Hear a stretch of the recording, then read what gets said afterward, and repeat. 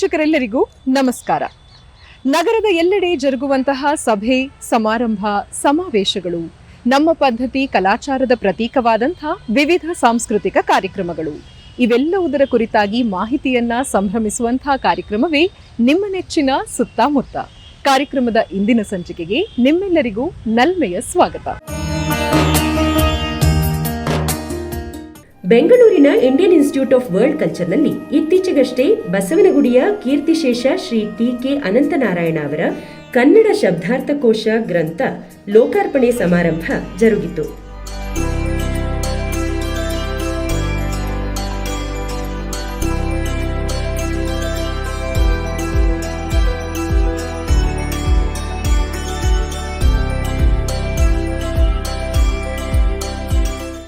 ಖ್ಯಾತ ಸಾಹಿತಿ 2025ರ ಕನ್ನಡ ಸಾಹಿತ್ಯ ಸಮ್ಮೇಳನದ ಅಧ್ಯಕ್ಷರಾದ ನಾಡೋಜ ಗೋರು ಚನ್ನಬಸಪ್ಪ, ಖ್ಯಾತ ಪತ್ರಕರ್ತರು, ವಿಮರ್ಶಕರು, ಲೇಖಕರು, ವಿಶ್ವವಾಣಿ ಪತ್ರಿಕೆಯ ಪ್ರಧಾನ ಸಂಪಾದಕರಾದ ವಿಶ್ವೇಶ್ವರ ಭಟ್, ಭಾಷಣಕಾರರು, ಬರಹಗಾರರು, ಥಟ್ಟಂತ ಹೇಳಿ ಖ್ಯಾತಿಯ ಪ್ರಶ್ನೋತ್ತರ ಕಾರ್ಯಕ್ರಮ ನಿರೂಪಕರು ಡಾಕ್ಟರ್ ನಾ ಸೋಮೇಶ್ವರ್ ಹಾಗೂ ದೂರದರ್ಶನ ಚಂದನ ವಾಹಿನಿಯ ಕಾರ್ಯಕ್ರಮ ನಿರ್ವಾಹಕರಾದಂತಹ ಶ್ರೀಮತಿ ಆರತಿ ಎಚ್.ಎನ್. ಮತ್ತಿತರರು ಸಮಾರಂಭದಲ್ಲಿ ಭಾಗಿಯಾಗಿದ್ದರು.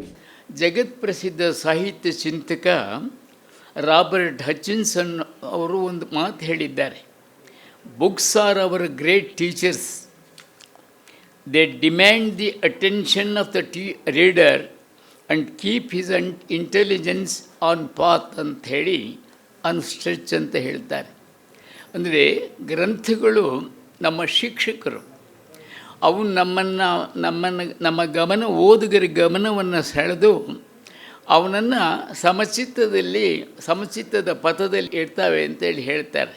ಅಂತಹ ಒಂದು ಗಮನಾರ್ಹವಾದಂಥ ಕೃತಿಯನ್ನು ಇವತ್ತು ನಮ್ಮ ಕೀರ್ತಿಶೇಷ ಟಿ.ಕೆ. ಅನಂತನಾರಾಯಣವರ ಕನ್ನಡ ಶಬ್ದಾರ್ಥಕೋಶದಲ್ಲಿ ನಾವು ಕಂಡಿದ್ದೆ.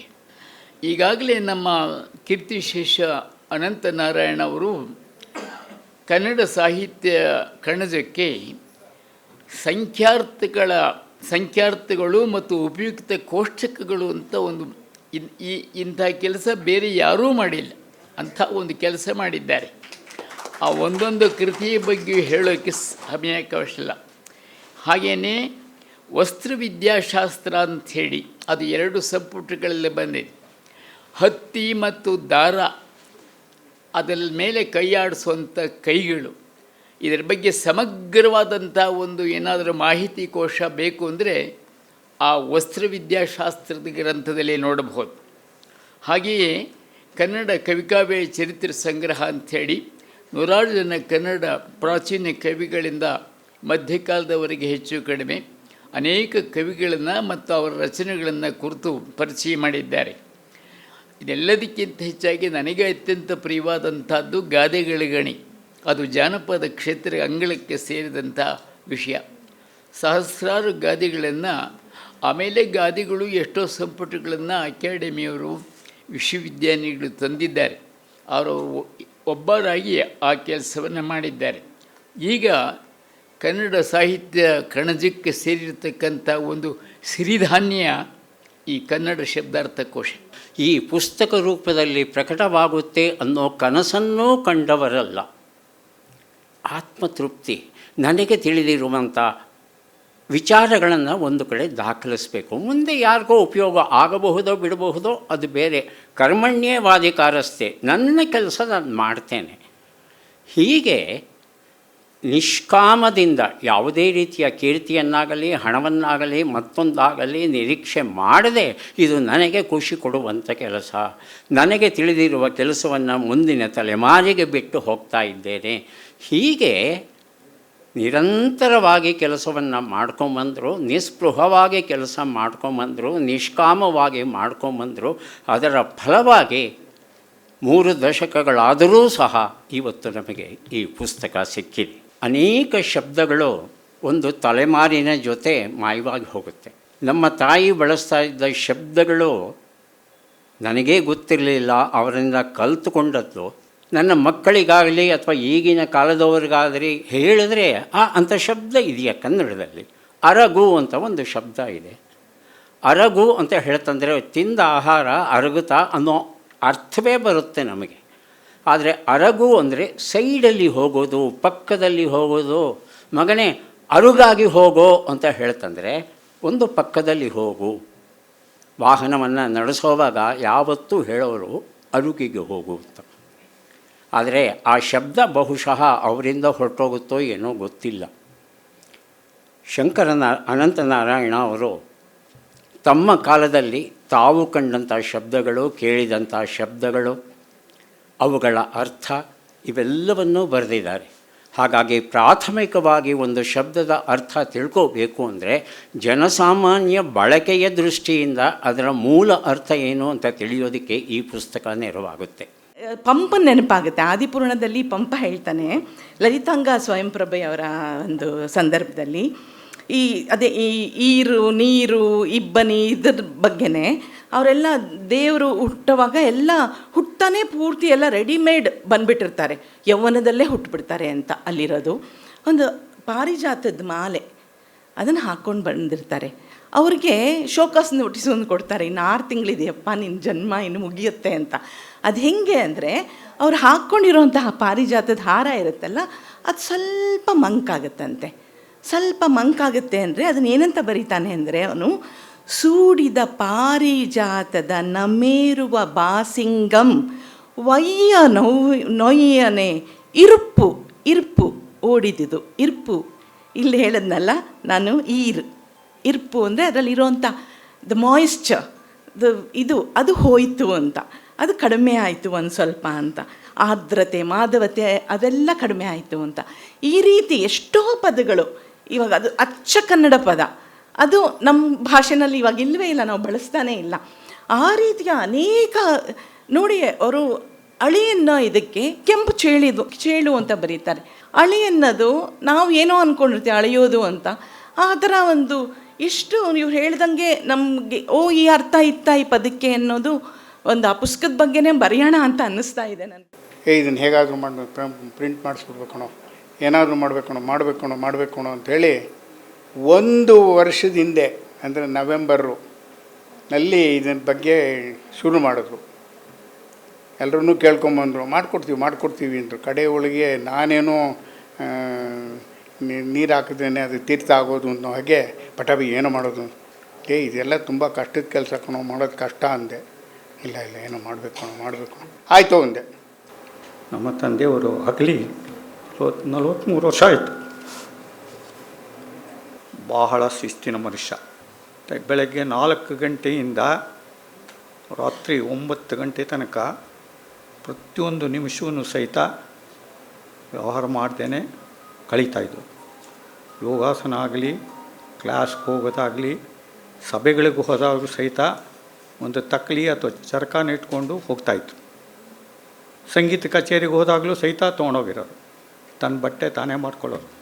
ನಮಗೂ ಅದೇ ಹೇಳ್ಕೊಟ್ಟಿತ್ತು ಅಂಥ ವ್ಯಕ್ತಿ. 300-400 ವರ್ಷದಲ್ಲಿ ಕನ್ನಡ ಕವಿ ಕಾವ್ಯ ಚರಿತ್ರೆ ಅಂತ ಒಂದು ಬುಕ್ ಮಾಡೋರು, ಮತ್ತು ಶ್ರೀ ರಾಮಾಯಣ, ಮಹಾಭಾರತ, ಭಾಗವತದಲ್ಲಿ ಅಧ್ಯಯನ ಮಾಡಿ ತನ್ನ ಅನಿಸಿಕೆಗಳನ್ನು ಅಲ್ಲಿ ಒಂದು ಪುಸ್ತಕದ ರೂಪದಲ್ಲಿ ಬರೆದಿಟ್ಟರು. ಇದೆಲ್ಲ ಒಂದು ಪುಸ್ತಕದಲ್ಲಿ ಮಾಡಿದರು. ನನ್ನ ಶ್ರೀಮತಿಯವರು APS ಕಾಲೇಜಿನಲ್ಲಿ ಕನ್ನಡ ಪ್ರಾಧ್ಯಾಪಕರಾಗಿದ್ದರು. ಅವರು ಇದನ್ನೆಲ್ಲ ನೋಡಿಬಿಟ್ಟು ಶ್ರೀ ಹಂಪ ನಾಗರಾಜಯ್ಯನವ್ರ ಹತ್ರ ಮೀಟ್ ಮಾಡಿ, ಯಾಕೆಂದರೆ ಅವ್ರ ಸ್ಟೂಡೆಂಟು, ಯಾರು ನಮ್ಮ ಶ್ರೀಮತಿಯವರು, ಅವರಿಗೆ ಇದನ್ನೆಲ್ಲ ಹೇಳಿದ್ರು. ಹಂಪ ನಾಗರಾಜಯ್ಯನವರು ನಮ್ಮ ಮನೆಗೆ ಬಂದು ನಮ್ಮ ತಂದೆ ಹಸ್ತಪ್ರತಿಗಳನ್ನೆಲ್ಲ ನೋಡಿ, ಇಷ್ಟೊಂದೆಲ್ಲ ಬರ್ತಿದ್ದೀರಲ್ಲ ಅಂಥೇಳಿ, ಸಾಹಿತ್ಯ ಪರಿಸ್ಥಿತಿ ಕೊಡಿ ಅಂತೇಳಿ ತಾವು ಕೊಟ್ಟರು.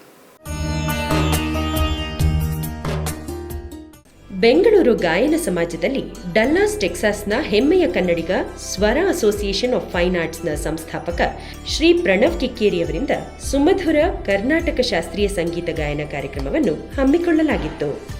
I'm so blessed and happy to be performing in the Bengaluru Gayana Samaj, a venue that I've looked up to and admired for my whole life since I was a young kid.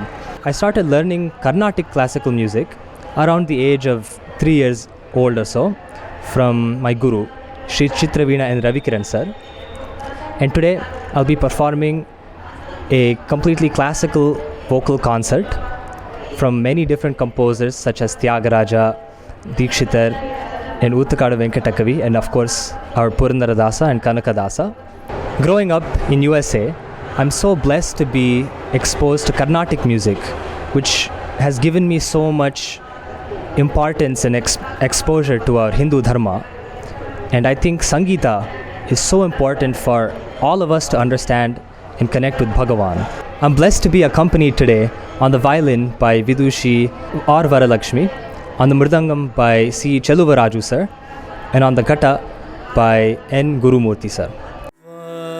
Vatapi Ganapatim bhaje hum Vatapi Ganapatim bhaje hum Vatapi Ganapatim bhaje hum Vatapi Ganapatim bhaje hum Vatapi Ganapatim bhaje hum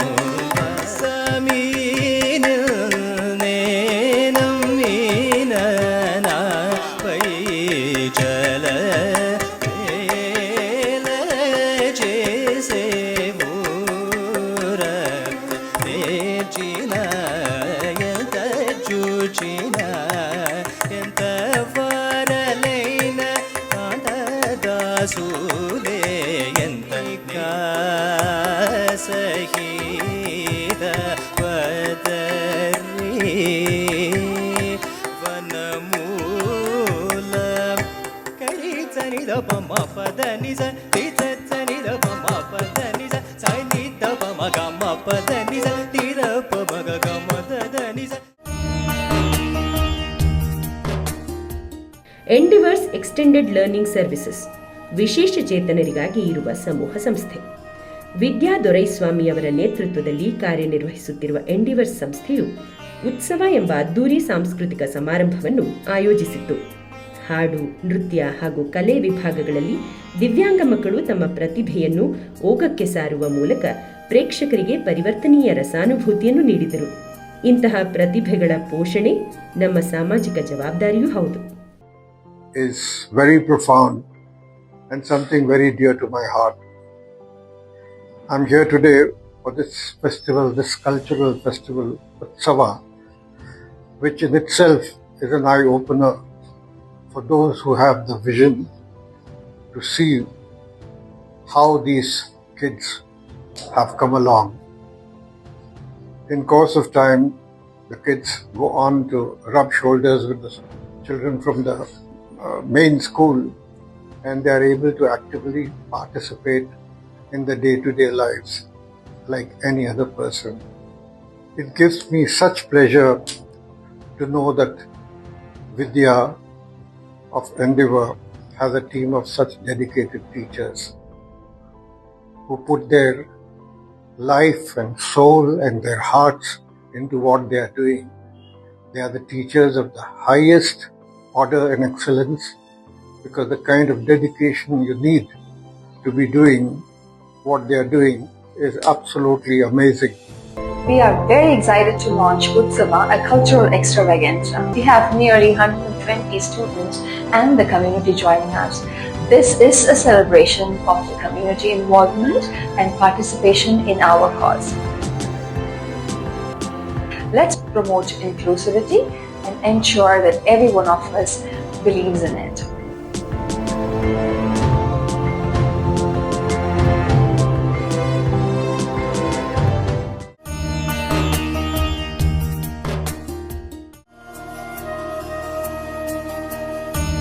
Kannada ಮತ್ತು ಸಂಸ್ಕೃತಿ ಇಲಾಖೆ, ಕರ್ನಾಟಕ ನಾಟಕ academy Bengaluru, professor KM. Rajagopal ಜನ್ಮ ಶತಮಾನೋತ್ಸವ ಸಮಿತಿ ಸಹಯೋಗದಲ್ಲಿ ಖ್ಯಾತ ರಂಗಚಿಂತಕರು, ಕವಿ, ವಿಮರ್ಶಕರು, ನಾಟಕಕಾರರು, ಕನ್ನಡ ಸಾಹಿತ್ಯ ಮತ್ತು ಸಾಂಸ್ಕೃತಿಕ ಲೋಕದ ಅನರ್ಘ್ಯ ರತ್ನ ಪ್ರೊಫೆಸರ್ ಕೆ.ಎಂ. ರಾಜಗೋಪಾಲ್ರ ರಂಗ ಸೇವೆಯ ಸ್ಮರಣಾರ್ಥ ಜನ್ಮ ಶತಮಾನೋತ್ಸವ ಸಮಾರಂಭವನ್ನು ಪುಸ್ತಕ ಬಿಡುಗಡೆ, ಅನುಗ್ರಹ ಹಾಗೂ ವಿಚಾರ ಸಂಕಿರಣ ಕಾರ್ಯಕ್ರಮಗಳ ಮೂಲಕ ಸಂಭ್ರಮಿಸಿತು.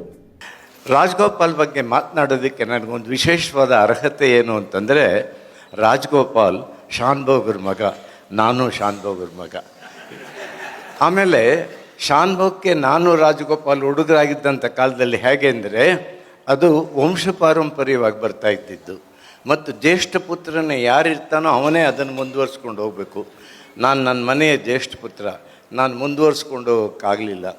ನಮ್ಮ ರಾಜಗೋಪಾಲು ಅಷ್ಟೇ, ಅವರು ಮುಂದುವರ್ಸ್ಕೊಂಡು ಹೋಗಲಿಲ್ಲ. ನಾನು ಯಾವುದೋ ನನ್ನ ಕ್ಷೇತ್ರದಲ್ಲಿ ಹೊರಟೆ, ರಾಜಗೋಪಾಲು ಜೀವನವೇ ಬದುಕೆ ನಮ್ಮ ಕರ್ನಾಟಕವೇ ತಮ್ಮ ಕ್ಷೇತ್ರವನ್ನು ಮಾಡಿಕೊಂಡು ಒಂದು ಅಬ್ರಿಡ್ಜ್ಡ್ ಎನ್ಸೈಕ್ಲೋಪಡಿಯ ರೀತಿಯಲ್ಲಿ ಬಾಳ್ದಂಥವರು ರಾಜಗೋಪಾಲ್. ಎರಡೇ ಮಾತಿನಲ್ಲಿ ರಾಜಗೋಪಾಲ್ ವ್ಯಕ್ತಿತ್ವವನ್ನು ನೀವು ಹೇಳಿ ಅಂತ ನನಗೆ ಹೇಳೋದಾದರೆ ಅಪರೂಪದ ಅಪರಂಜಿ ಅಂತ ಕರಿತೀನಿ ಅವ್ರನ್ನ. ನಾನು ಮತ್ತು ನಾಗರಾಜ ಮೂರ್ತಿ ನಂತರದ ವರ್ಷಗಳಲ್ಲಿ ಬಂದಾಗ ನಮಗೆ ದರ್ಶನ ಆಗಿದ್ದು ಕಾವ್ಯಂ ರಾಜಗೋಪಾಲ್ ಅನ್ನುವ ಒಂದು ಮೇರು ವ್ಯಕ್ತಿತ್ವ. ನಾವು ಅವರ ಮೇರು ವ್ಯಕ್ತಿತ್ವ ಅಂತೇನು ಅವರಿಗೆ ಗೌರವ ಕೊಟ್ಟು ಸ್ಟೂಡೆಂಟ್ಸ್ಗಳಿರಲಿಲ್ಲ. ಆದರೆ ಅವರು ಹೇಗೆ ಒಂದು ಸಲ ಕಣ್ಣು ಬಿಡ್ತಾ ಇದ್ದರು ಅಂತಂದರೆ, ಎಲ್ಲರೂ ಕೂಡ ಈ ಮುರಳಿ ಒಂದು ಪುಸ್ತಕ ಬರೆದಿದ್ದಾರೆ, ಸೊ ನೋಡ್ತೀನಿ ಸೌಮ್ಯ ಸೌಮ್ಯ ಅಂತ. ನಮಗೆ ಸೌಮ್ಯ ಕಂಡಿದ್ದು ಕಡಿಮೆನೇ, ಅವರ ಉಗ್ರ ರೂಪವನ್ನು ನೋಡಿದ್ದೇ ಜಾಸ್ತಿ ಕಾವ್ಯಮ್ಮವ್ರದ್ದು. ಸೊ ಹಾಗಾಗಿ ನಾವು ತಣ್ಣಗಾಗ್ತಾ ಬಂದ್ವಿ. ತಣ್ಣಗಾಗ್ತಾ ಬಂದವರು ನಿಜಕ್ಕೂ ನಾಟಕದ ಕ್ಲಾಸಿಗೆ ಅಟೆಂಡ್ ಮಾಡೋಕ್ಕೆ ಶುರು ಮಾಡಿದ್ವಿ. ನಾಟಕದ ಕ್ಲಾಸನ್ನು ಅಟೆಂಡ್ ಮಾಡೋಕ್ಕೆ ಶುರು ಮಾಡಿದ್ರಿಂದ ಒಂದಷ್ಟು ನಾಟಕವನ್ನು ಅರ್ಥ ಮಾಡ್ಕೊಳ್ಲಿಕ್ಕೆ ಶುರು ಮಾಡಿದ್ವಿ. ಸೊ ಈ ರೀತಿ ನಾಟಕದ ಒಂದು ಅತ್ಯುತ್ತಮ ವಿದ್ಯಾರ್ಥಿಗಳಾಗಿ ನಾವು ಬದಲಾದ್ವಿ ಅಲ್ಲಿ. ಅದಕ್ಕೆ ಕಾರಣ ಕಾವ್ಯಮ್ಮವರು ಒಂದೇ. ಯಾವ ವಾದವನ್ನು ಮುಂದಿಡದೆ ಒಂದು ಸಂವೇದನೆಯನ್ನು ಅದು ವ್ಯಕ್ತಪಡಿಸ್ತಾ ಇತ್ತು. ಅವರ ಕವಿತೆಯ ಕವಸಕದ ಹೆಸರನ್ನೇ ನೋಡಿ, ನದಿಯ ಮೇಲಿನ ಗಾಳಿ. ಅಂದರೆ ಇವರ ಕಾವ್ಯ ರಾಜಕೀಯಕ್ಕೆ, ಸಮಾಜಕ್ಕೆ ವಿಮುಖವಾಗಿತ್ತು ನಾನು ಹೇಳ್ತಾ ಇಲ್ಲ. ಅದು ಬಂದರೂ ಕೂಡ ಕವಿತೆಯನ್ನು ಕೇವಲ ರೂಪಕಗಳ ಮೂಲಕ ಕಟ್ಟುವ ಒಂದು ಪ್ರಯತ್ನ ಮತ್ತು ಯಶಸ್ಸು ಅವರ ಕಾವ್ಯದಲ್ಲಿತ್ತು. ಯಾವುದೊಂದು ವಿಷಯವನ್ನು ಕೂಡ ಪ್ರಶ್ನೆ ಮಾಡದಿರ ತಗೊಳ್ಬೇಕಾದದ್ದಿಲ್ಲ. ಹಾಗಂತ ಹೇಳಿ ಪ್ರಶ್ನೆ ಮಾಡೋದು ಅಂದರೆ ಉದ್ದಟತನ ಮಾಡೋದು ಅಂತಲೂ ಅಲ್ಲ. ಇದನ್ನು ನಮಗೆ ಪ್ರಾಕ್ಟಿಕಲ್ಲಾಗಿ ತೋರಿಸ್ಕೊಟ್ಟಿದ್ದವರು ಕಾವ್ಯಂ ರಾಜಗೋಪಾಲ್ ಅವರು. ಮನೆಗೆ ಬಂದು ಹೋಗುವ ಅಪ್ಪನ ಸ್ನೇಹಿತರಾಗಿದ್ದ ದೊಡ್ಡ ದೊಡ್ಡ ಸಾಹಿತಿಗಳು ಲಂಕೇಶ್, ರಾಮಚಂದ್ರ ಶರ್ಮಾ, ವೈಕುಂಠರಾಜು, ಕಂಬಾರರು, GSS, ಚಿದಾನಂದ ಮೂರ್ತಿ, ಬರಗೂರು, ಮತ್ತು ವಿದ್ಯಾರ್ಥಿಗಳು, ನೆಂಟರು, ಇವರನ್ನೆಲ್ಲ ನೋಡ್ತಾ ನೋಡ್ತಾ ಅಪ್ಪ ಒಬ್ಬ ದೊಡ್ಡ ಸಾಹಿತಿ, ಸಂಶೋಧಕ, ಹೋರಾಟಗಾರ, ತುಂಬ ಕಟ್ಟುನಿಟ್ಟಾದ ಉಪನ್ಯಾಸಕ, ನಾಟಕದ ಮೇಷ್ಟ್ರು ಇತ್ಯಾದಿ ಅವರ ಬಹುಮುಖಿ ವ್ಯಕ್ತಿತ್ವದ ಮಜಲುಗಳು ನಿಧಾನವಾಗಿ ಅರಿವಾಗ್ತಾ ಹೋದವು.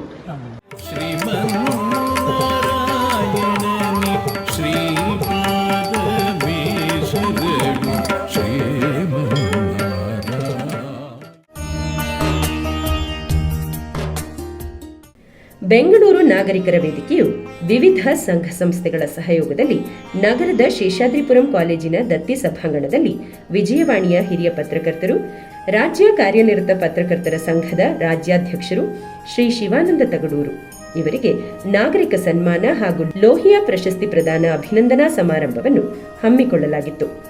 ನಾಡೋಜ ಡಾಕ್ಟರ್ ಉಡೆ ಪಿ ಕೃಷ್ಣ ಅವರ ಅಧ್ಯಕ್ಷತೆಯಲ್ಲಿ ಈ ಅಭಿನಂದನಾ ಸಮಾರಂಭದಲ್ಲಿ ಮುಖ್ಯ ಅತಿಥಿಗಳಾಗಿ ಶ್ರೀ ತ್ಯಾಗರಾಜ ಕೋಆಪರೇಟಿವ್ ಬ್ಯಾಂಕ್ನ ಅಧ್ಯಕ್ಷರು, ಸಮಾಜ ಸೇವಕರು ಡಾಕ್ಟರ್ MR ವೆಂಕಟೇಶ್, ಪ್ರಜಾವಾಣಿ ಸಂಪಾದಕರಾದ ರವೀಂದ್ರ ಭಟ್ ಐನಕೈ, ದೂರದರ್ಶನ ಚಂದನವಾಹಿನಿಯ ಕಾರ್ಯಕ್ರಮ ನಿರ್ವಾಹಕರಾದ HN ಆರತಿ, ಕನ್ನಡ ಪ್ರಭಾ ಸಂಪಾದಕರಾದ ರವಿ ಹೆಗ್ಡೆ ಮತ್ತಿತರ ಗಣ್ಯರು ಉಪಸ್ಥಿತರಿದ್ದರು.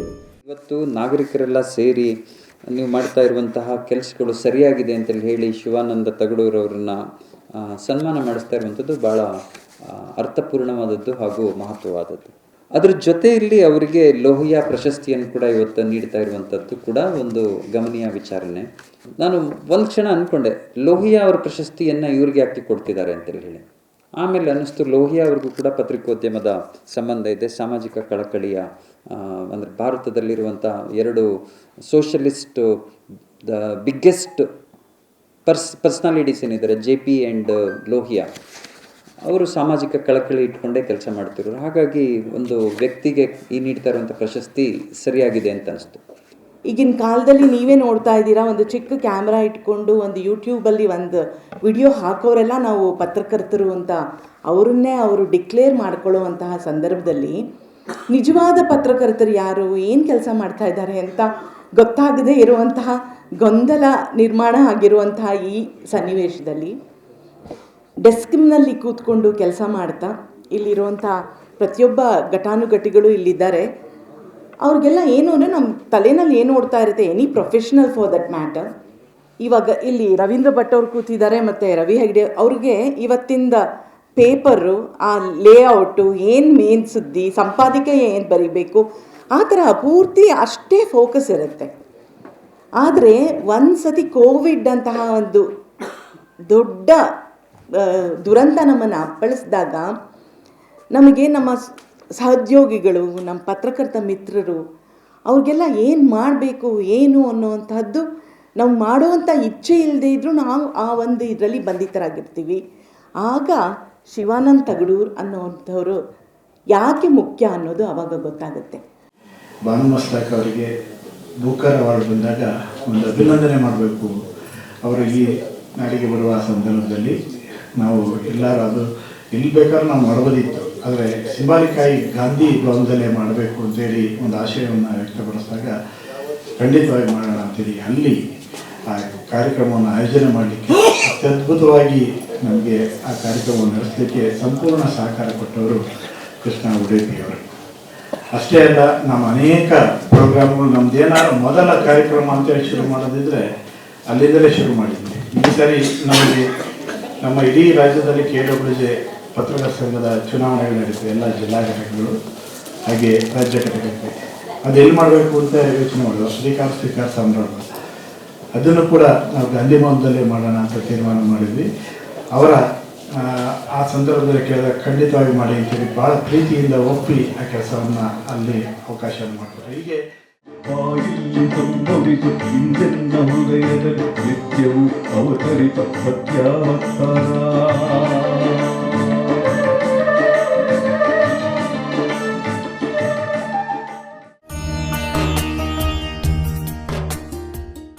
ಬೆಂಗಳೂರಿನ ಕ್ರಿಸ್ತು ಜಯಂತಿ ಡೀಮ್ ಟು ಬಿ ಯೂನಿವರ್ಸಿಟಿ ಭವ್ಯ ಉದ್ಘಾಟನಾ ಸಮಾರಂಭವನ್ನು ಕೃಷ್ಣಗಿರಿ ಸ್ಕ್ವೇರ್ನ ಜುಬಿಲಿ ಆಡಿಟೋರಿಯಂನಲ್ಲಿ ಆಯೋಜಿಸಲಾಗಿತ್ತು. ಕೇಂದ್ರ ಸರ್ಕಾರದ ಶಿಕ್ಷಣ ಸಚಿವಾಲಯವು ಕ್ರಿಸ್ತು ಜಯಂತಿ ಡೀಮ್ ಟು ಬಿ ಯೂನಿವರ್ಸಿಟಿಗೆ ಅನುಮೋದನೆ ನೀಡಿರುವುದರಿಂದ ಈ ಐತಿಹಾಸಿಕ ಮೈಲಿಗಲ್ಲಿನ ಸ್ಮರಣಾರ್ಥ ಅಧಿಕೃತ ಲಾಂಛನದ ಬಿಡುಗಡೆ ಹಾಗೂ ಲುಮಿನಸೆನ್ಸ್ ಕೃತಿಯನ್ನು ಲೋಕಾರ್ಪಣೆ ಮಾಡುವುದರ ಮುಖೇನ ಭವ್ಯ ಉದ್ಘಾಟನಾ ಸಮಾರಂಭಕ್ಕೆ ತೆರೆ ಎಳೆಯಲಾಯಿತು. A milestone not merely in status but in responsibility. From 1999, guided by the Carmelites of Mary Margaret, CMI, under the Bodhisattva Trust, we walked the path of steady excellence. In 2012, our autonomous status recognized our academic rigor. In 2021, the NAC A+ was graded, and 2025, the NIR of 34th rank all asserts our credibility. And now, on July 8, 2025, the Government of India has entrusted us with the honor of being designated as a deemed to be university. This university, I will dispense with the term here for our purposes, to be deemed university, has delivered in a magnificent way from what I have read. 16,000 students, nearly 1,000 faculty members, and more impressive than just the numbers is the access that it has provided. We'll come to the quality later, but access I think is very important. There is always a tension between the pursuit of excellence and the pursuit of quality, and on one hand, and providing access, opening your doors and gates wide to all sections of society. A small college started with 6 students becoming a great university with 16,000 students and around 1,000 teachers. It is as the Vice Chancellor said, not the infrastructure, not the land, not the building, but the people. That makes the university. And congratulations and all prayers to Kristu Jayanti University. It is created by fathers with their imagination and with the cooperation and support, wholehearted support of many people.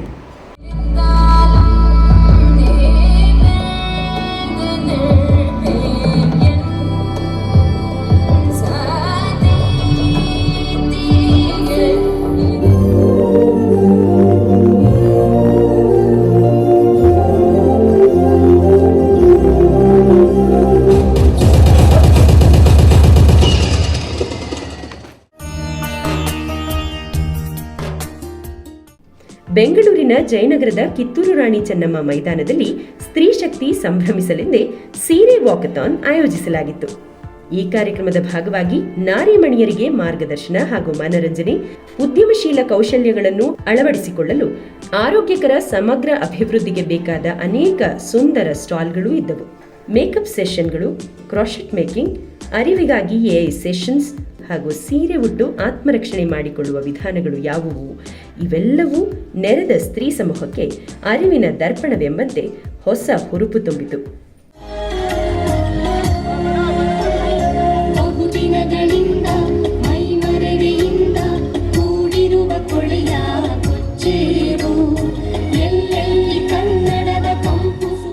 ನಮ್ಮ Rajiv Gandhi health university ಅವರು ನಾನು ನಿಮ್ಮ ಪರವಾಗಿ ಎಲ್ಲ ನಮ್ಮ ಮಹಿಳೆಯರ ಪರವಾಗಿ ನಮ್ಮ ಹೆಲ್ತ್ ಕ್ಯಾಂಪ್ನ ಇವತ್ತು ಆಯೋಜನೆ ಮಾಡಿದ್ದಾರೆ. Thank you so much sir, thank you so much Lions Club, thank you so much ನಮ್ಮ ಶ್ರೀನಿವಾಸನ್ ಸರ್, ನಮ್ಮ Hema ma'am and the whole team of our health care doctors, support staff, everybody.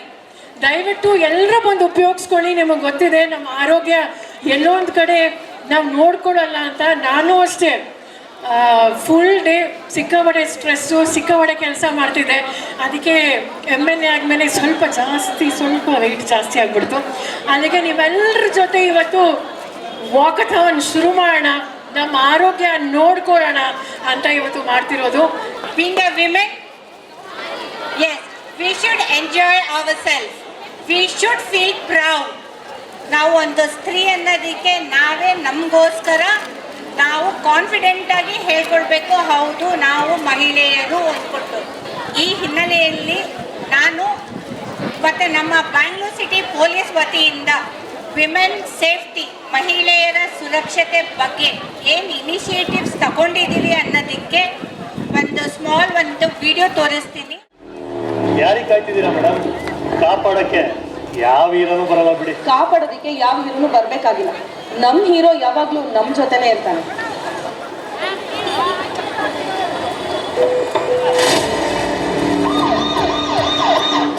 ನಮಸ್ತೆ, CCTV ಕಮಾಂಡ್ ಸೆಂಟರ್.